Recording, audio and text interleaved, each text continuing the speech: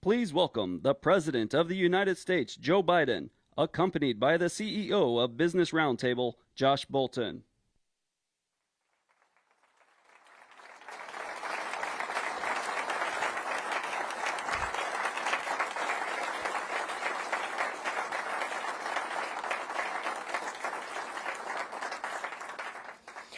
Mr. President, welcome to the Business Roundtable. Oh yeah, everybody sit. Welcome to the Business Roundtable, Mr. President, an organization of 238 CEOs of America's leading companies. You know us because you've always had an open door. From the beginning of your administration, agree or disagree, you've welcomed America's business leaders to the White House with seriousness and warmth. This evening, it's our privilege to have an opportunity to return the hospitality. Ladies and gentlemen, the President of the United States.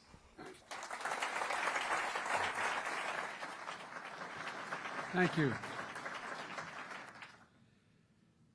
My name's Joe Biden, and I come from Delaware, which has more corporations incorporated than all the rest of the country combined. And I know of the Business Roundtable because in the days when I first ran for office, in 1972, for the United States Senate, the DuPont Company was the 8th largest corporation in America. As they say in Delaware, they were the good old days. But all kidding aside, thank you for having me. You're a hell of an organization. I appreciate it. And I want to thank you, Josh. We've known each other a long, long time.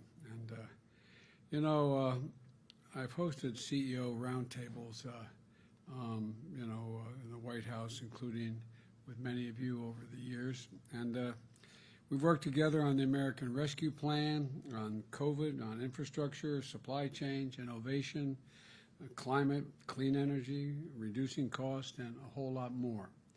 And our strategy has worked, I believe, and I think it's still working. 6.7 million jobs last year, the most ever created in 1 year. On more than 7 million now, 678,000 created just last month, in 1 month.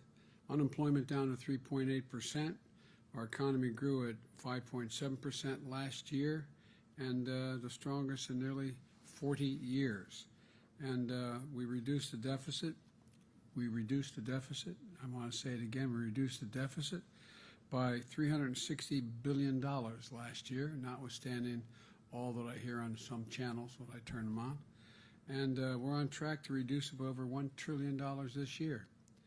And that groundwork has positioned our economy to deal with the global problem of inflation, which is real. A lot of people are being hurt by it.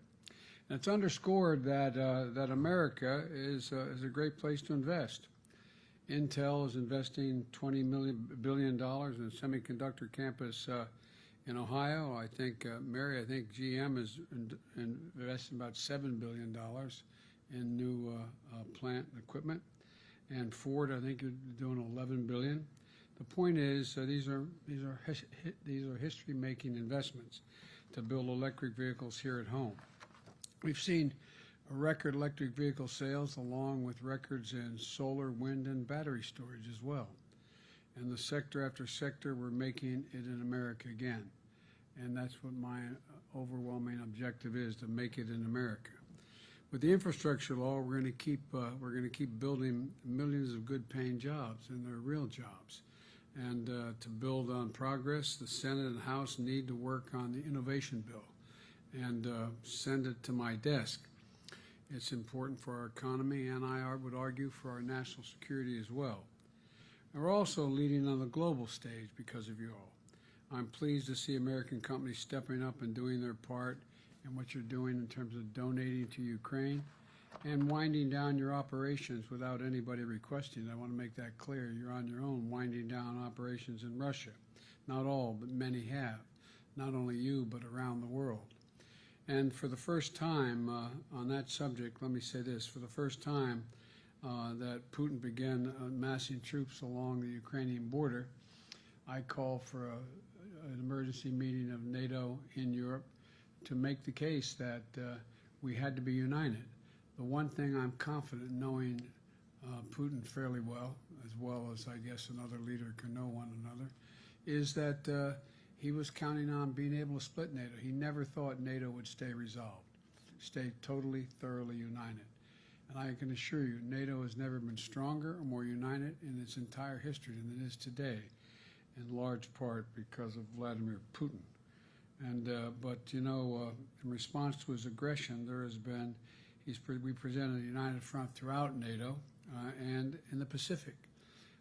The Quad is, with the possible exception of India being somewhat shaky on some of this, but Japan has been extremely strong, so has Australia, in terms of dealing with Putin's aggression.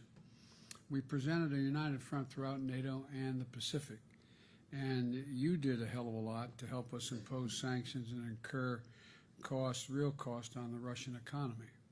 And we're seeing now that it mattered.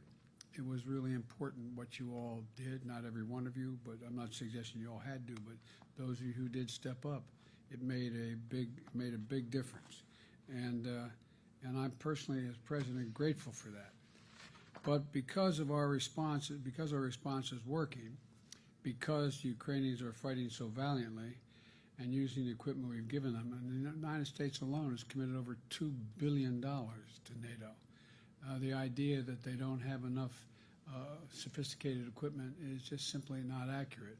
And I'm not going to take the time to go into all the detail here, but the point is they have every equipment, every piece of equipment that makes rational sense based on our military and NATO's military for them to be able to do what they're doing.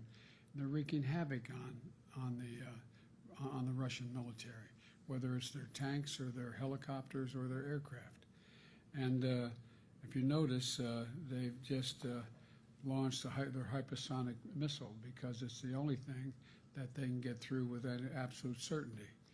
It's, as you all know, it's a consequential weapon, but with the same warhead on it as any other launch missile, it doesn't make that much difference, except it's almost impossible to stop it. There's a reason they're using it.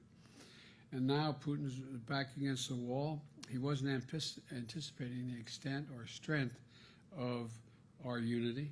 And the more his back is against the wall, the greater the severity of the tactics he may employ. We've seen it before. He's run a lot of false flag operations. Whenever he starts talking about something he thinks NATO, Ukraine, or the United States is about to do, it means he's getting ready to do it. Not a joke. You may recall, I said this to a few of you this morning, that I was able to declassify a whole range of operations that they were about to engage in without sacrificing sources and methods. And it was able to give everybody clear notice what was about to come, and to convince a lot of our friends around the world that we know what they're about to do. And so his back is against the wall, and he's talking about new false flags he's setting up, including he's asserting that we, America, have biological as well as chemical weapons in Europe. Simply not true. I guarantee you. They're also suggesting that Ukraine has biological and chemical weapons in Ukraine. That's a clear sign he's considering using both of those. He's already used chemical weapons in the past, and we should be careful what's about to come. He knows there'll be severe consequences because of the united NATO front, but the point is, it's real. And what I want to mention very quickly with you all is one of the tools he's most likely to use, in my view, in our view, is cyber attacks. They have a very sophisticated cyber capability. I've had, as they say in southern Delaware, where they are very religious, we've had an altar call, he and I, on this issue. We've had a long conversation about if he uses it, what would be the consequence. But the point is that he has a capability. He hasn't used it yet, but it's part of his playbook. And I've warned about the potential for Russian conduct to malicious cyber activity in response to the cost we'd impose with our allies and partners on the world. But look, today my administration is issuing new warnings that based on evolving intelligence, Russia may be planning a cyber attack against us. And as I said, the magnitude of Russia's cyber capacity is fairly consequential, and it's coming. The federal government is doing its part to get ready. But under U.S. law, as you all remember, the private sector, all of you, largely decides the protections that you will or will not take in order to protect your sources. But let me be absolutely clear about something. It's not just in your interest that are at stake when there are potential use of cybersecurity. It is the national interest at stake. And I would respectfully suggest it's a patriotic obligation for you to invest as much as you can in making sure, and we will help in any way, that you have built up your technological capacity to deal with cyber attacks. First, to protect your own companies. Second, that provides critical, as providers of critical services that Americans rely on, from power to clean water. And finally, your role you can play in helping secure every American and every American's privacy. For example, banks can turn on cybersecurity by default for every customer, so America's financial data is safe. And we're prepared to help you, as I said, with any tools and expertise we possess if you're ready to do that. But it's your decision as to the steps you'll take and your responsibility to take them, not ours. Now we need to do what's necessary to support Ukraine, but we also need to step up for the families here at home. In 2019, your organizations released a statement with the signature of almost everyone in this room. And it says, quote, "America deserves an economy that allows each person to succeed through hard work and creativity and to lead a life of meaning and dignity." And it expressed a commitment from you to invest in your workforce and support local communities. It wasn't a do-gooder statement, it was a capitalist statement. We're all capitalists in this room, and you did the right thing, in my view, in the assertion of that statement. This was your view about how to run a strong, profitable companies over the long term. And this commitment of consequence and peril for the free world is vital that you reaffirm that commitment, in my humble opinion.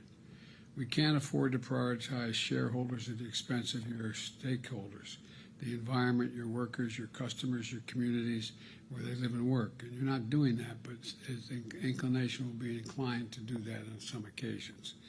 Instead, now's the time to invest in your people. You can hire and retain the best trained workforce in the entire world, which you've been doing. To invest in innovation so we can deliver better and more affordable products and services to more Americans. To innovate with and for diversity, as you said in your statement, as you committed to earlier this year. Cultivating tools of artificial intelligence, advanced dignity and opportunity for all Americans is what you've been doing, many of you, and it really matters. And to invest in America itself in manufacturing, created over 450,000 manufacturing jobs because of y'all, and it matters. It hadn't happened in a long time. As one of my colleagues from the Midwest said, we're not going to talk about the Rust Belt anymore. We're going to talk about new, expanding manufacturing capacity in the in the Midwest. And to invest in America itself in manufacturing, climate resilience, clean energy, so America can win the competition of the 21st century. And it won't hurt your bottom lines or the economy. It helps help us grow while lowering costs and lowering the deficit. So I want to thank you again for, there's much more to say, but I've already probably taken too much time of your time right now. But I'm happy, I'm told I'm going to take some questions, Mary. Is that right? Well, I'm happy to start taking questions. But thank you for all you've been doing. I think, my mother had an expression, out of everything terrible, something good will come if you look hard enough for it. I think this presents us with some significant opportunities to make some real changes. We are at an inflection point, I believe, in the world economy. Not just the world economy, the world. It occurs every 3 or 4 generations. As one of them, as one